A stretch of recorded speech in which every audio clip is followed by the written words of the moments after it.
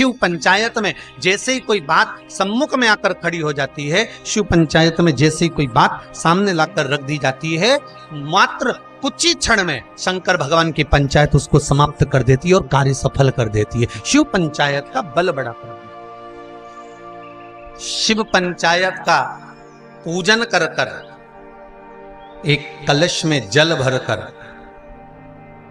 पुष्य नक्षत्र में, और वो भी गुरु पुष्य में, ब्रह्म मुहूर्त में, कलश में जल भरकर 5 बेलपत्री शिव, गणेश, दुर्गा, सूर्य नारायण और विष्णु भगवान, इन 5 के नाम से जब हम कलश के अंदर डाल देते हैं, और डालने के बाद में गुरु पुष्य के ब्रह्म मुहूर्त में सुबह 4 बजे के करीब में हम जहां हमारा मन पड़े वहां पर अगर बोर लगवा देते हैं तो पानी तो निकलना ही होता है। ऐसा हो ही नहीं सकता कि जल ना निकले, जल निकलेगा ही।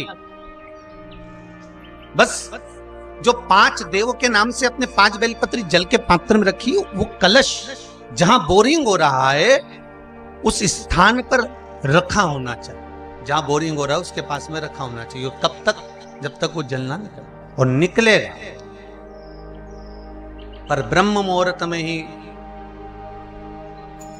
गुरु पुष्य के दिन उसका जल खनन होना चाहिए। महाराज, भूमि में से जल के लिए प्रयास होना चाहिए।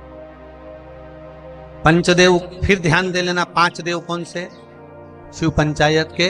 क्योंकि देवता होने भी जब यज्ञ के लिए जाते हैं, देवता जब अनुष्ठान के लिए जाते हैं, देवता जब युद्ध के लिए जाते हैं, देवता जब किसी कार्य के लिए जाते हैं, और जब कार्य के लिए पहुंचते हैं, जब देवता कार्य के लिए जा रहे हैं और लगता है कि यह कार्य पूर्ण नहीं होगा, यह कार्य सफल नहीं हो पाएगा, हम जिस कार्य के लिए निकले हैं इस कार्य में कहीं ना कहीं अड़चन उत्पन्न होने वाली होती है, तो सारे देवता उठकर भगवान शंकर के पास जाते हैं और शिव की पंचायत को लगाते हैं। शिव पंचायत में जैसे ही कोई बात सम्मुख में आकर खड़ी हो जाती है, शिव पंचायत में जैसे ही कोई बात सामने लाकर रख दी जाती है, मात्र कुछ ही क्षण में शंकर भगवान की पंचायत उसको समाप्त कर देती है और कार्य सफल कर देती है। शिव पंचायत का बल बड़ा।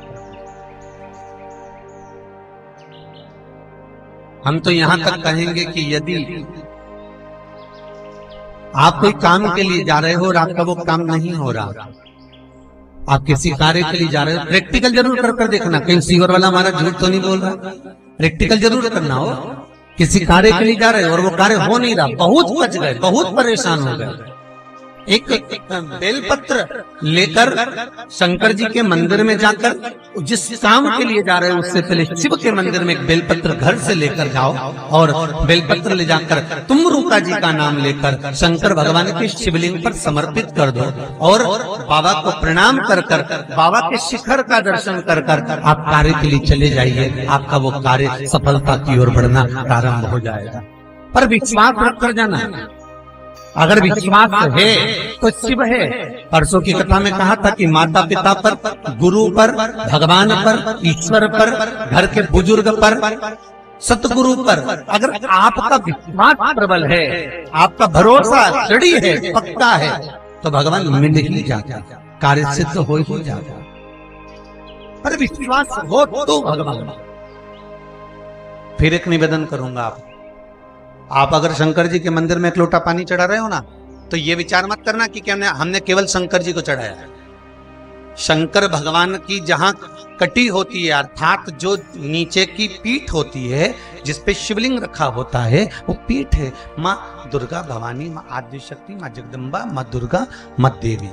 और शिवलिंग जो रखा हुआ है वो शंकर का स्वरूप है। ऊपर से जो जलाधारी में से जल गिर रहा है एक एक बूंद, वो जया, विषहरा, शामरी वारी, दौतली, देव, शिव जी की 5 बेटियां। जो शिवलिंग के सामने एक मोटी सी बीच में लाइन होती है, वो शंकर जी की छोटी लड़की अशोक सुंदरी। और जो दोनों साइड में भाग नजर आता है, ये गणेश जी और कार्तिकेय जी महाराज। गणेश और कार्तिकेय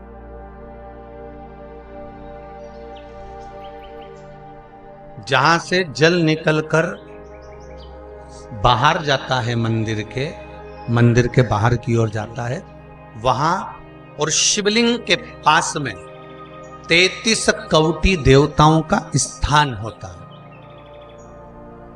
आप जिस कामना से पशुपति व्रत करते हैं,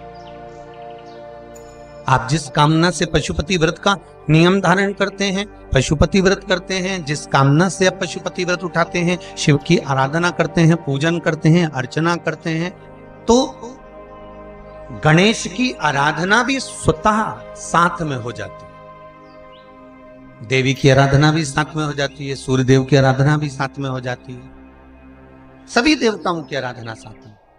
और जब आराधना साथ में होती है तो उसका फल भी हमको प्राप्त होता है।